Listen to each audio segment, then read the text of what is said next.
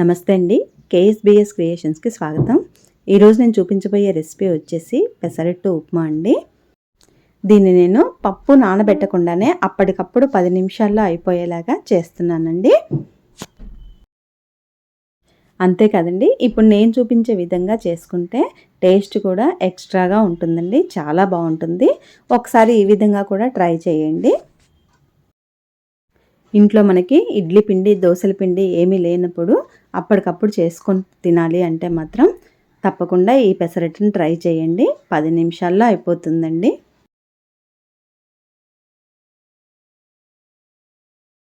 ఇప్పుడు దీని ప్రిపరేషన్ చూద్దామండి. దీనికోసం ముందుగా చట్నీ ప్రిపేర్ చేసుకుందాము. అందుకు ముందుగా మిక్సీ జార్ తీసుకొని 1 కప్పు వరకు వేయించిన పల్లీలను తీసుకున్నాను. అలాగే ఒక అరకప్పు వరకు పుట్నాల పప్పును కూడా తీసుకున్నాను. తర్వాత దీంట్లో మీ రుచికి తగ్గట్టుగా పచ్చిమిరపకాయలను వేసుకోవాలి. అలాగే 4 వెల్లుల్లిపాయలని, కొద్దిగా కరివేపాకుని, రుచికి తగినంతగా ఉప్పు వేసుకొని వాటర్ పోసుకొని మెత్తగా మిక్సీ పట్టుకోవాలి. తర్వాత పోపు చేసి ఈ మిక్సీ చేసుకున్న చట్నీనంతా పోపులో వేసి ఈ విధంగా కలుపుకుంటే మనకి చట్నీ రెడీ అయిపోయినట్టేనండి. ఈ చట్నీని ఇప్పుడు పక్కకు పెట్టుకుందాము. ఇప్పుడు పెసరట్టులోకి ఉప్మాని తయారు చేసుకుందామండి. దీనికోసం ముందుగా స్టవ్ వెలిగించి కళాయి పెట్టి ఆయిల్ వేసుకోవాలి. ఆయిల్ వేడైన తర్వాత పోపు దినుసులు వేసి వేయించుకోవాలి. ఈ పోపు గింజలు కొద్దిగా వేగిన తర్వాత సన్నగా తరుక్కున్న అల్లము, పచ్చిమిర్చి వేసుకోవాలండి. అల్లం నేను ఇక్కడ సన్నగా తరిగి వేసుకున్నానండి. తురుముకొనైనా వేసుకోవచ్చు, కానీ పెసరట్టు ఉప్మా కాబట్టి అల్లం సన్న ముక్కలుగా తరిగితే పంటి కింద నలుగుతూ చాలా బాగుంటుందండి తినేటప్పుడు. ఈ అల్లం, పచ్చిమిర్చి బాగా వేగాలండి నూనెలో. ఇవి బాగా వేగితేనే ఉప్మా యొక్క టేస్ట్ బాగుంటుందండి.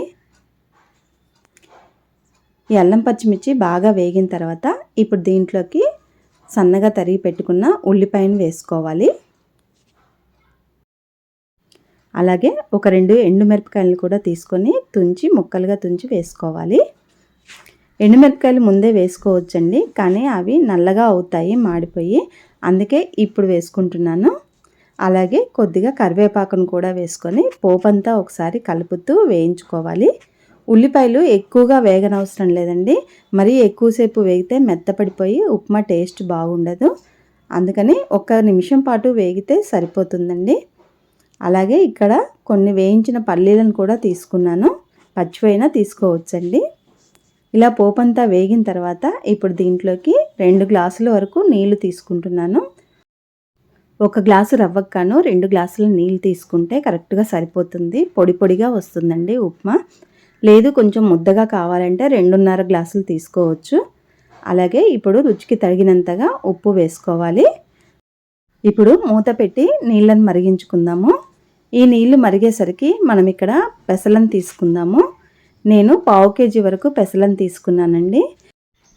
తీసుకున్న పెసలను ఈ విధంగా గట్టిగా ప్రెస్ చేస్తూ వాటర్తో క్లీన్ చేసుకోవాలండి. దీంట్లో డస్ట్ ఏమైనా ఉంటే పోతుంది. అలాగే వీటిని ఇక్కడ నేను నానబెట్టడం లేదు కాబట్టి శుభ్రంగా కడిగి పక్కన పెట్టుకోవాలి. దీంట్లో రాళ్ళు ఏమైనా ఉన్నట్లుంటే ఏరి పడేయాలండి. ఈ విధంగా శుభ్రంగా కడుక్కున్న తర్వాత దీన్ని పక్కకు పెట్టుకుందాము.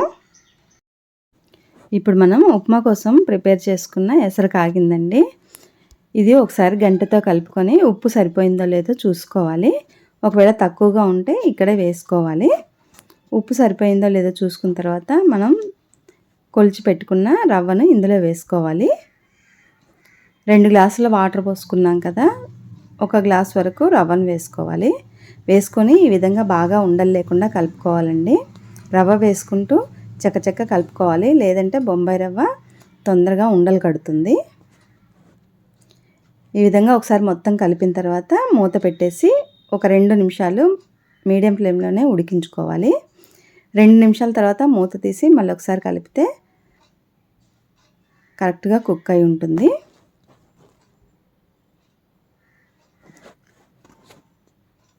చూసారు కదా, మరి పొడి పొడిగా లేదు, మరి ముద్దగా లేదు. ఈ విధంగా ఉంది. చల్లారిన తర్వాత ఇంకొంచెం పొడి పొడిగా అవుతుందండి. ఇప్పుడు స్టవ్ ఆఫ్ చేసుకొని ఇది పక్కన పెట్టుకుందాము. ఇప్పుడు పెసరట్టు కోసం ఒక మిక్సీ జార్ని తీసుకొని మనం కడిగి పెట్టుకున్న పెసలను ఇందులో వేసుకోవాలి.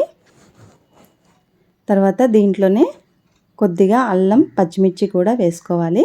అలాగే రుచికి తగినంతగా ఉప్పును కూడా ఇందులోనే వేసుకొని కొద్దిగా వాటర్ పోసి మూత పెట్టి మెత్తగా గ్రైండ్ చేసుకోవాలి.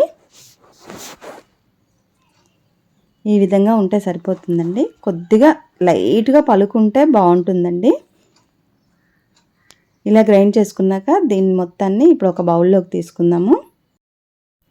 తర్వాత దీంట్లో కొద్దిగా నీళ్ళు పోసుకుంటూ మనకి దోసల పిండి ఎలా కలుపుకుంటామో ఆ విధంగా కలుపుకోవాలండి. పిండి ఈ విధంగా గంట జారుగా ఉంటే సరిపోతుంది. ఇప్పుడు స్టవ్ పై పెనం వేడెక్కిందండి. దీంట్లో 2 గంటల వరకు పిండిని వేసుకోవాలి. ఇది పెనమంతా స్ప్రెడ్ చేసుకోవాలి. మనకు పలచగా కావాలన్నా మందంగా కావాలన్నా ఎలా అంటే అలా అయినా వేసుకోవచ్చండి. ఈ విధంగా స్ప్రెడ్ చేసిన తర్వాత చుట్టూ కొద్దిగా నూనె వేసుకోవాలి. ఈ నూనె వేసుకోకపోయినా పర్వాలేదండి, ఇది ఆప్షనల్ మాత్రమే. ఇప్పుడు దోశ లైట్గా కాలింది కదండి, దీని మీద మనం అల్లం చట్నీని వేసుకొని ఇలా దోశ అంతా స్ప్రెడ్ చేసుకోవాలి. ఇలా అల్లం చట్నీని దోశ మీద స్ప్రెడ్ చేసుకోవడం వలన టేస్ట్ అయితే చాలా బాగుంటుందండి. ఇప్పుడు మనం ప్రిపేర్ చేసుకున్న ఉప్మాని ఒక పక్క నుంచి పెట్టుకుంటూ రావాలి. ఇలా ఉప్మాని పెట్టిన తర్వాత దోశను మధ్యకి మడుచుకోవాలి. అంతేనండి, ప్లేట్లోకి తీసేసుకోవడమే. దీన్ని అల్లం చట్నీతో కానీ పల్లి చట్నీతో కానీ తింటే చాలా బాగుంటుందండి. ఇక్కడ నేను 2 చట్నీలను ప్రిపేర్ చేశాను. ఈ విధంగా అప్పటికప్పుడు మనం పెసలు నానబెట్టిన అవసరం లేకుండా దోశలను వేసుకోవచ్చు. చాలా టేస్టీగా ఉంటాయండి. ఈ రెసిపీ మీరు కూడా ఒకసారి ట్రై చేసి నచ్చితే లైక్ చేయండి, షేర్ చేయండి, సబ్స్క్రైబ్ చేయండి. Thank you.